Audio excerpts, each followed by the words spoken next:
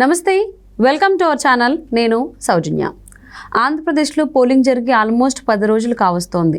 So election అయినటువంటి వారం రోజుల తర్వాత మాచర్లో జరిగినటువంటి ఘటన ఏదైతే ఉందో, ఈవీఎంని పగలగొట్టినటువంటి దానికి సంబంధించి పిన్నెల్లి రామకృష్ణారెడ్డి చేసినటువంటి వీడియో బయటికి లీక్ అయింది. సో దాన్ని లోకేష్ గారు అటు ఎక్స్ వేదికగా అటు ఎలక్షన్ కమిషన్కి ట్యాగ్ చేయడంతో ఆ విషయం బయటికి వెలుగులోకి వచ్చింది. ఇప్పుడు అన్ని 2-3 రోజులుగా అరెస్ట్ చేయడానికి పోలీసులు, అటు ఏపీ పోలీసులు ఇటు తెలంగాణ పోలీసులు ఇద్దరు ప్రయత్నిస్తున్నారు. బట్ ఆయన అయితే ఎక్కడ దొరకలేదు, దొరికినట్టుగా కూడా ఎక్కడ వార్తలు ఏం రాలేదు. బట్ ఇప్పుడేమో ఆయన అటు మాచర్ల నియోజకవర్గంలోకి అడుగు పెట్టబోతున్నారు, ఆయనకి బెయిల్ వచ్చిందనేటువంటి వార్త ప్రచారంలో ఉంది. మరి ఈ అంశానికి సంబంధించి వారి విశ్లేషణని మనతో పంచుకోవడానికి ఈరోజు మనతో పాటు ఉన్నారు సీనియర్ పొలిటికల్ అనలిస్ట్ అర్సిమిల్లి శ్రీనివాసరావు గారు ఉన్నారు. వారితో మాట్లాడదాం. నమస్తే అండి. నమస్కారం. పిన్నెల్లి రామకృష్ణారెడ్డిని గత 2-3 రోజులుగా ఆయన పైన ఉన్నటువంటి కేసు ఏదైతే ఉందో మాచర్లలో ఈవీఎంని పగలగొట్టిన కేసుకు సంబంధించి అరెస్ట్ చేయడానికి చూస్తూ ఉన్నారు. బట్ ఆయనైతే ఎక్కడ కనబడలేదు. కానీ ఆయన గన్మ్యాన్లు, డ్రైవరు, ఆయన కార్లు, ఫోను, పాస్పోర్ట్ ఇవైతే పోలీసులు అదుపులోకి తీసుకున్నారు ఇక్కడ తెలంగాణ సంగారెడ్డి దగ్గర అని తెలుస్తుంది. బట్ ఇప్పుడేమో ఆయనకి బెయిల్ వచ్చింది అని అంటూ ఉన్నారు. ఆయన ఎక్కడో అజ్ఞాతంలో ఉండి ఆయనకి బెయిల్ రావడం జరిగింది. సో ఈ అంశాన్ని అసలు ఏ విధంగా చూడాలి, అసలు ఆంధ్రప్రదేశ్లో ఏం జరుగుతుంది, అసలు ఏంటి? ఇప్పుడు యాక్చువల్గా ఆ ఎన్నికల రోజున అతను ఈవీఎం పగలగొట్టాడు. కొంచెం ఆలస్యంగా వెలుగులోకి వచ్చింది. ఆలస్యంగా వెలుగులోకి వచ్చిన దాన్ని ఆ రోజు పగలగొట్టడం అయితే నిజం చూసాం కదా. అవును. అక్కడున్న ఎలక్షన్ ఆఫీసర్లు, ఆ బూత్లో ఉన్న అధికారులు దాన్ని ఇమీడియట్గా వాళ్ళకి రిపోర్ట్ చేయాలి, కంప్లైంట్ ఇవ్వాలి ఇతని మీద. ఇదే కాకుండా వెబ్ కాస్టింగ్ ద్వారా దీన్ని అంతా చూస్తున్న సెంట్రల్ ఆఫీస్లో ఎలక్షన్ కమిషనరు దీని మీద చర్య తీసుకోవాలి, స్టేట్ ఎలక్షన్ కమిషనరు. ఈ రెండు మానేశారు. ఈ ఫొటోస్ బయటకు వచ్చిన తర్వాత వైసీపీ వాళ్ళు ఏం మాట్లాడుతున్నారంటే అది అసలు ఎవరు ఇచ్చారు మీకు అంటున్నారు. అంటే వీళ్ళు చేసిన రొంకెవరం మాట్లాడకూడదంట, మీకు ఎవరు ఇచ్చారు చెప్పాలంటాడు. ఎవడో ఇస్తాడో. మీకు ఎలాగైతే బ్లాక్ షీపుల కింద, కోవర్ట్ల కింద వీళ్ళు పనిచేస్తున్నారు, వాళ్ళకి పని చేస్తారు. ఇంత పని చేయరు, ఎవడొకటి ఇస్తాడు. అసలు ఎలక్షన్ కమిషనరు దాని మీద ఎంతో చర్య తీసుకోలేదు. టీడీపీ వాళ్ళు కూడా, ఆ టీడీపీ సంబంధించిన లీగల్ టీం కానీ లేకపోతే దీని గురించి మాట్లాడే సెకండ్ లేయర్లో వాళ్ళు చాలా సన్నాస్థానంగా వ్యవహరించారు. Election commission నిలదీయాలి.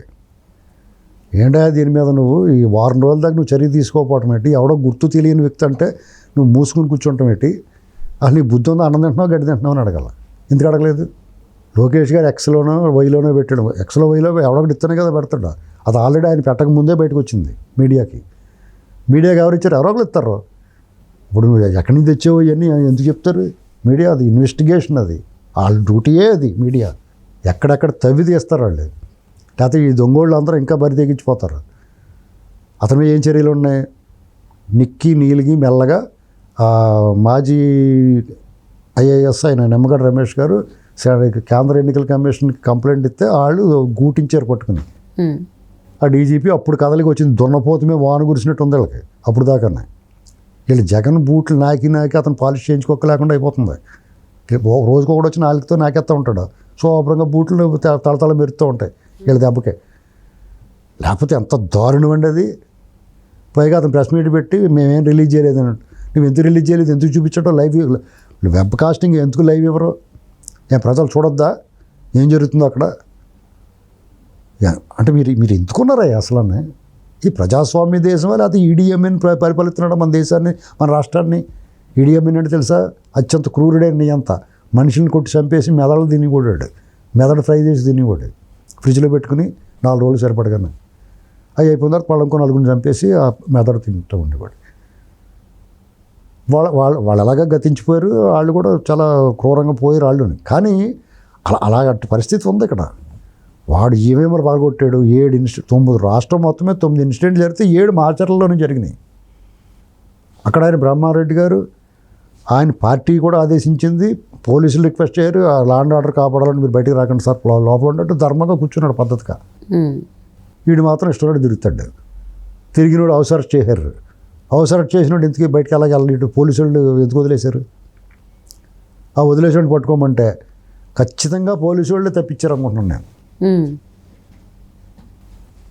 ఎప్పటికప్పుడు ఇన్ఫర్మేషన్ ఇస్తా.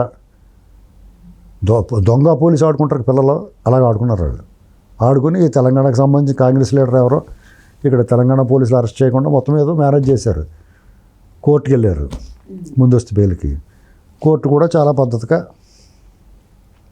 6వ తారీఖు దాకా అరెస్ట్ చేయకండి, బెయిల్ మాత్రం ఇవ్వలేదు, 6వ తారీఖు దాకా అరెస్ట్ చేయొద్దని చెప్పింది. ఎందుకంటే ఇంకా పగలగొట్టాల్సినవి చాలా ఉన్నాయి, అవన్నీ పగలగొట్టిన తర్వాత అరెస్ట్ చేద్దరు కానీ చెప్పారు. అంతే కదా, దాని అర్థం అదే కదా. మీకు పూనాలోను బాగా సంపన్నుడైన ఒక ఆసామి కొడుకు మైనర్, డ్రైవింగ్ లైసెన్స్ లేదు, వాడికి 15-16 ఏళ్ళు ఉంటాయి. ఒక బాగా ఖరీదైన 2-3 కోట్ల ఖరీదైన కారు మీద సరదాగా డ్రైవింగ్ చేస్తా యాక్సిడెంట్ చేసాడు. ఒక 2-3 సాఫ్ట్వేర్ ఇంజనీర్లు చచ్చిపోయారు. చాలా భవిష్యత్తు ఉన్న కుటుంబాలున్న, కొత్తగా పెళ్ళయ్యి పిల్లలున్న 2-3 చనిపోయారు. వాళ్ళని అరెస్ట్ చేస్తే వాడు ఏం చేశాడంటే, బాగా డబ్బు ఉన్నవాడు కదా, ఆ డ్రైవర్ని పక్కన పెట్టి డ్రైవర్ పక్కన ఉన్నాడు, ఈ కుర్రాడు తప్పులేదు, డ్రైవర్ తప్పు అన్నట్టుగా చూపించారు. వాడికి జడ్జి గారు శిక్ష ఏం వేసాడు తెలుసా? 10 సార్లు ఆడి పేరు 10 సార్లు రాయి ఇంపోజిషన్ అని, మనకు తప్పు రాస్తే మనకు రాయమంటారు కదా, ఆ శిక్ష చేసి వాడు బెయిల్ ఇచ్చి వదిలేశారు. కేసు అయితే కట్టారు, బెయిల్ ఇచ్చేసారు వెంటనే. మనీష్ సిసోడియా ఉన్నాడు, ఆయన ఇప్పుడు వరకు బెయిల్ రాలే. చంద్రబాబు నాయుడు గారికి ₹1 ఎస్టాబ్లిష్ అవ్వకుండా 53 రోజుల పాటు జైల్లో ఉంటాడు. ఆరోగ్య కారణమైన బెయిల్ తెచ్చుకున్నాడు. ఇట్టుపోతున్నాం మనం. జగన్మోహన్ రెడ్డి 10 ఏళ్ళ నుంచి బయట తిరుగుతున్నాడు, 5 ఏళ్ళ నుంచి కోర్టు కూడా వెళ్ళలేదు. ఒక జడ్జి గారు ఆయన కేసులు విచారించేవాడు, రేటరే వెళ్ళిపోతా తీర్పు ఇవ్వకుండా వెళ్ళిపోయాడు. కొత్తగా వచ్చినప్పుడు మళ్ళీ మొదటి నుంచి వింటానంటున్నాడు.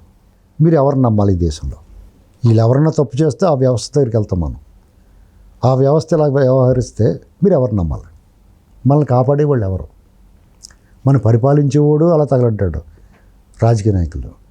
పోనీ బ్యూరోక్రాట్స్ ఉన్నారంటే వాళ్ళు అంతకన్నా దారుణంగా తయారయ్యారు. వీళ్ళందరూ చేసిన తప్పుల దగ్గరికి వెళ్ళి అయ్యా న్యాయం చేయండి అని న్యాయ వ్యవస్థల దగ్గరికి వెళ్తే వాళ్ళు ఇలా ఉన్నారు. ఏం చేయాలి మనం? ఇప్పుడు అక్కడ రేపొద్దున 4వ తారీఖు కౌంటింగ్ ఉంది. వీడు ప్రమాదకరమైనడు, ఎన్నికల రోజే పగలగొట్టాడు. ఇతనికి అబ్బాయి ఎవరిని అరెస్ట్ చేయొద్దని చెప్పారు వాళ్ళు. అక్కడ ఇతనికి బెయిల్ అపోజ్ చేయాల్సిన పబ్లిక్ ప్రాసిక్యూటర్, ఇక్కడ జడ్జి గారు తప్పు కూడా ఉండదు. ఎందుకంటే ఈ బెయిల్ అబ్జెక్ట్ చేయాలా, వాడు జగన్ మనిషి. ఎలక్షన్ కమిషన్ ఏమో ఇన్ని మాటలు మాట్లాడతారు, వాళ్ళు కఠిన చర్యలు తీసుకుంటాం అలా చేత, వాళ్ళేమో వాళ్ళ రికమెండేషన్ ఉండదు. అక్కడ ఇక్కడ పోతున్నాం మనం. ఎవరు అమ్ముడుపోయారు, ఎవరు కొంటున్నారో ఎవరిని మనం నిందించాలి. పోనీ ప్రజాస్వామ్యంలో ఇటు దొంగోడు దుర్మార్గుడు రాక్షసుడు అని ఓటేసి ఓడిస్తాం. కానీ వీళ్ళు ఎవడు చేస్తాడు, వీళ్ళని ఎవరు ఏం చేయగలరు? ఈ వ్యవస్థలను ఇలా తగలడిపోయిన తర్వాత రేపు 4వ తారీఖు ఇటు మళ్ళీ దౌర్జన్యం చేస్తే ఆయన బాధ్యులు ఎవరు? పైగా ఇతను కాపలా గాయాలంట, మళ్ళీ 4 బొక్క పోలీసు వాళ్ళు వీడి వెనకాల. ఇప్పటికే వీడి కోసం 2 రోజులు తిరుగుతానికి డీజిల్ వాళ్ళ తిళ్ళు, వీడు కూడా నుండి ఉంటాడు నా డౌట్. దీన్ని ఎక్కడ పోతున్నాం మనం? ఏం చేయాలి ఎవడన్నా? ఇదే ప్రశ్న ఈ ఆంధ్రప్రదేశ్లో కానీ తెలుగువాడు ఎక్కడ ఉంటే అక్కడ ఈ ఆంధ్రప్రదేశ్ రాజకీయాల పట్ల ఆసక్తితో ఉన్నవాళ్ళు దాదాపు 10 కోట్ల మందిలో నలిపేస్తుంది ఈ ప్రశ్న. ఏంటి ఇలా చేశారు? దీనికి జవాబుదారీ అవ్వడం, ఎవరిని అడగాలి? ఇది ఎప్పటికీ తేలని ఈ ప్రశ్నకు బదులేది అని పెట్టాలి మీరు తమ్మునేలు దీనికి. సో మరి పిన్నెల్లి రామకృష్ణారెడ్డికి బెయిల్ రావడంతో చాలామంది ఆందోళన చెందుతున్నారు. ఆయన ఇప్పుడే పోలింగ్ జరిగిన రోజు ఇలా చేస్తే రిజల్ట్స్ వచ్చిన రోజు ఇంకేం చేస్తారు, ఆయన ఇప్పుడు బెయిల్ ఇవ్వడం ఏంటి, ఈయనకి ముందస్తుగా పట్టుకోవడానికి ట్రై చేస్తున్న సమయంలో. యాక్చువల్గా మీరు చెప్పినట్టుగా అతను బయటకు వస్తే భయపడతలేదు ఎవడన్నాయి. ఆడు పులి కాదు కాగితం పులి అని అర్థమైపోయింది, పారిపోయాడు కదా. వాళ్ళందరూ వదిలేసి ఆడు నమ్ముకున్న వాళ్ళందరూ వదిలేసి భయపడు కదా. వీడు మళ్ళీ వచ్చేది చేతడని ఎవడో భయపడతలేదు, వీడు చేయలేడు కూడా. కానీ మన వ్యవస్థ ఆల్రెడీ చేసిన దానికి ఎందుకు వదిలేసింది అనేటువంటి దాని మీద బాధపడుతున్నారు అంతా. అవును. సో ఆయన పట్టుకుని అరెస్ట్ చేయాల్సిన అతన్ని, అందులోనూ మధ్యలో ఆపిన అతనికి తర్వాత కొద్ది గంటల్లోనే తలకాయ కూడా పగలగొట్టారు గొడ్డలతో అని కూడా తెలుస్తుంది. అవన్నీ చేసిన వాళ్ళు ఎందుకు వదిలేశారు? ఈ రకంగా అతనికి అంత ఫ్రీ హ్యాండ్ ఇస్తే ఇప్పుడు మళ్ళీ వచ్చేది చేతని ఎవడు భయపడతలేదు. సో అలా చేసిన ఆయనకి బెయిల్ ఇవ్వడంతో చాలా మందికి చాలా ఆందోళనగా ఉంది. అది ఆ ప్రశ్నకు జవాబు దొరకట్లేదు. అవును. సో మరి పిన్నెల్లి రామకృష్ణారెడ్డిని అరెస్ట్ చేస్తారా లేకపోతే ఏం చేస్తారా? అతను ఇప్పుడు అరెస్ట్ అయిపోతే అదృష్టవంతుడు. అరెస్ట్ అయిపోయి బెయిల్ తెచ్చుకుంటే రేపు 6 తారీఖుని ఫలితాలు 4వ తారీఖు వస్తాయి. 6వ తారీఖు దాకా అరెస్ట్ చేయొద్దన్నారు. తర్వాత ఎవడాపుతాడు? సో మరి పిన్నెల్లి రామకృష్ణారెడ్డి ఎప్పుడు అరెస్ట్ చేస్తారు, ఏ విధంగా అరెస్ట్ చేస్తారని చూద్దాం.